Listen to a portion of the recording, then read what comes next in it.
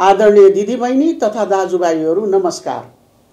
आज म हाम्रा स्वाभिमानी र गौरवशाली नागरिकहरूका सामु एउटा विशेष र दृढ संकल्पका साथ उपस्थित भएकी छु।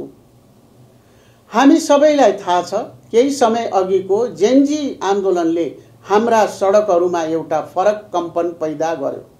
त्यो छटपटी र त्यो आक्रोशले हाम्रो समाजलाई केही हदसम्म बिथोल्ने प्रयास गरे पनि त्यसको भित्री सन्देशलाई सरकारले गम्भीरतापूर्वक लिएको छ। एउटा जीवन्त लोकतन्त्रको सौन्दर्य नै यही हो कि यसले हरेक सङ्कटको निकास सडकको हिंसाबाट होइन, संवाद र जनताको मतबाट खोज्छ। आदरणीय देशवासीहरू, भदौ 23 र 24 को त्यो दुखद घटनापछि देश फेरि शान्तिको बाटोमा फर्किएको छ। ती घटनामा ज्यान गुमाउने योद्धाहरूलाई शहीद घोषणा गरेका छौँ। घाइते योद्धाको उपचारका साथै जीविका सुनिश्चित गर्ने प्रक्रिया अघि बढाएका छौँ। क्षतिग्रस्त संरचनाहरूको पुनर्निर्माणका लागि भौतिक पूर्वाधार पुनर्निर्माण कोष मार्फत काम थालिएको छ। अब हामीले ती नमिठा पलहरूलाई बिर्सेर एउटा सुन्दर र स्थिर भविष्य निर्माणतर्फ हातमा हात मिलाएर अघि बढ्नुपर्छ। अहिले कतिपयको मनमा एउटा जिज्ञासा र केही ठाउँमा भ्रम पनि छ। प्रश्न गर्नेहरूले भन्ने गर्नुभएको छ के देश साँच्चै चुनावतिर बढेको हो, तर के सरकारले शान्ति सुरक्षाको ग्यारेन्टी दिन सक्छ? आज म यही मञ्चबाट देश र दुनियाँलाई प्रश्न पार्न चाहन्छु। 2082 फागुन 21 गते हुने प्रतिनिधि सभाको निर्वाचन अब केवल एउटा कार्यतालिका मात्र रहेन। यो हाम्रो देशलाई स्थिरता दिने र नयाँ युगको सुरुवात गर्ने एकमात्र निर्विकल्प मार्ग हो। म तपाईहरूलाई आश्वस्त पार्न चाहन्छु, चुनाव सार्ने वा रोक्ने जस्ता हल्लाहरू पूर्णतः निराधार र भ्रमपूर्ण छन्। यो सरकार तोकिएको समयमै निष्पक्ष र भयरहित वातावरणमा चुनाव सम्पन्न गर्न चट्टान झैँ दृढ छ। मेरा प्यारा देशवासीहरू, निर्वाचनका लागि सरकारले आफ्नो तर्फबाट सम्पूर्ण तयारी पूरा गरेको छ। सुरक्षाको सवालमा हामीले कुनै कसर बाँकी राखेका छैनौँ। एकीकृत निर्वाचन सुरक्षा योजना स्वीकृत भइसकेको छ र नेपाली सेनाको परिचालन सुनिश्चित गरिएको छ। आन्दोलनका क्रममा लुटिएका 1342 स्थानमध्ये अधिकांश हतियार बरामद गरिसकिएको छ। यस अतिरिक्त अन्य 32 स्थान हतियार पनि प्रहरीले नियन्त्रणमा लिएको छ। क्षतिग्रस्त भएका 465 वटा प्रहरी कार्यालयहरूलाई पुनः सञ्चालनमा ल्याई सुरक्षा व्यवस्थालाई अभेद्य बनाइएको छ। निर्वाचन आयोगलाई आवश्यक 6 अरब 73 करोड रुपियाँ बजेट सुनिश्चित गरिएको छ। हामीले यसपटक अर्को ऐतिहासिक फड्को मारेका छौँ। मतदाता नामावली ऐनमा संशोधन गरी निर्वाचनको मिति घोषणापछि पनि 8,37,000 नयाँ युवालाई मताधिकार सुनिश्चित गरेका छौँ। आज 1,81,00,000 भन्दा बढी नेपालीको हातमा देशको भाग्य बदल्ने साँचो छ। 114 वटा राजनैतिक दलहरू यस प्रक्रियामा सहभागी हुनुले हाम्रो लोकतन्त्रको जरा कति बलियो छ भन्ने प्रमाणित गर्छ। विचारमा मतभेद भए पनि देशलाई निकास दिन हामी सबै एक ठाउँमा छौँ। मेरा प्यारा युवा साथीहरू, चुनाव कसैको हार जित होइन, यो त लोकतन्त्र र सुशासन जिताउने अभियान हो। तपाईहरूले चाहेको भ्रष्टाचार मुक्त समाज र सुशासनयुक्त सरकारको चाहना पूरा गर्ने वैधानिक बाटो चुनाव नै हो। म विशेष गरी हाम्रा जेनजी युवाहरूलाई भन्न चाहन्छु, तपाईहरूको आक्रोश र सपनालाई अब मतपत्रमा व्यक्त गर्नुहोस्। सडकको आन्दोलनले प्रश्न उठाउँछ, तर मतपत्रले समाधान दिन्छ।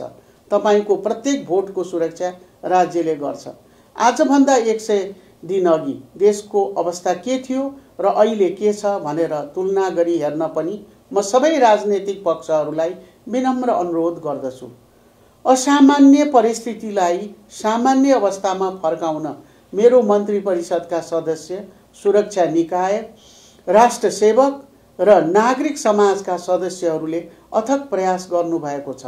फलस्वरूप मुलुकमा शान्ति स्थापना गरी स्थितिको सामान्यीकरण र कानुनको शासन बहालीमा सफलता मिलेको छ। खास गरी सुरक्षा निकायको मनोबल अहिले र आजका लागि मात्र होइन, दीर्घकालसम्म बढाउने काम गर्दछौँ। विगतमा शक्तिको आडमा दबाउन खोजिएका अपराध र भ्रष्टाचारका प्रकरणहरूमा अनुसन्धान गर्ने निकायहरूले हाल पूर्ण व्यावसायिक स्वतन्त्रताका साथ कारबाही अघि बढाएका छन्। यी कारबाहीले जतिसुकै शक्तिशाली व्यक्ति वा पदाधिकारी भए पनि कानुनले उन्मुक्ति दिँदैन भन्ने मान्यता स्थापित गरेको छ। कुनै पद वा शक्तिको निकटता नहेरी प्राप्त उजुरी र गुनासाका आधारमा अनुसन्धान अघि बढाइएको छ। मिलोमतोमा ठेक्का हात पार्ने, विकास आयोजनाहरूको कामै नगर्ने र राज्यको स्रोत साधन दुरुपयोग गर्नेहरूको माखे साङ्लो तोड्न पनि सरकार लागि परेको छ। यस 100 दिनको अवधिमा फजुल खर्च नियन्त्रण र वित्तीय सुशासनमा ठोस कदम चालिएको छ। पदमा रहँदा र अवकाश भइसकेपछि पनि कतिपयले लिइरहेको अनधिकृत र अवाञ्छित सुविधा कटौती गरेर जनताले तिरेको कर जोगाइएको छ। मापदण्ड विपरीत खटिएका 500 सुरक्षाकर्मी र सवारी साधनहरू फिर्ता गरी जनताको सेवामा परिचालन गरिएको छ।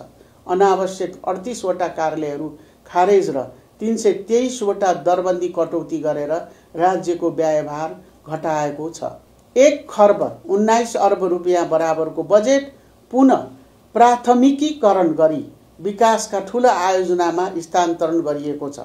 थलिएका व्यवसायीहरूका लागि एकीकृत व्यवसायी पुनरुत्थान योजना कार्यान्वयनमा ल्याइएको छ। हेलो सरकार मार्फत 50,000 भन्दा बढी गुनासाहरू सम्बोधन गरिएको छ। काठमाडौँमा दैनिक 20 करोड लिटर मेलम्चीको पानी सुनिश्चित गरिएको छ र राष्ट्रिय प्रसारण लाइनमा 101 मेगावाट विद्युत थपिएको छ। जेनजी आन्दोलनको भावना अनुसार यो सरकारले सुशासन र निर्वाचनलाई नै अर्जुन दृष्टि बनाएको छ। म सम्पूर्ण नेपाली दाजुभाइ दिदीबहिनीहरूमा राष्ट्रिय एकताका लागि आह्वान गर्दछु। चुनावमा कसले जित्छ वा कसले हार्छ त्यो गौण कुरा हो।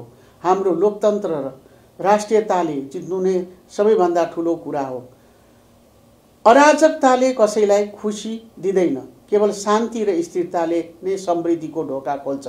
हामीले खोजेको परिवर्तन एकै दिनमा प्राप्त हुने उपलब्धि होइन, यो त एउटा लामो र अविराम यात्रा हो। यस ऐतिहासिक परिवर्तनलाई संस्थागत गर्न हामी सबैबाट अथक पसिना र समयको माग गर्ने धैर्यको खाँचो छ। आउनुहोस् हामी फागुन 21 गतेको निर्वाचनलाई परिवर्तनको ढोका उघार्ने एक राष्ट्रिय अनुष्ठानका रूपमा सम्पन्न गरौँ। राष्ट्रिय एकताको सूत्रमा बाँधिएर देशलाई नयाँ दिशातिर लैजाउँ। यो निर्वाचनले नेपालको राजनीतिमा एउटा नयाँ स्वच्छ र सुनौलो अध्यायको सुरुवात गर्नेछ। धन्यवाद।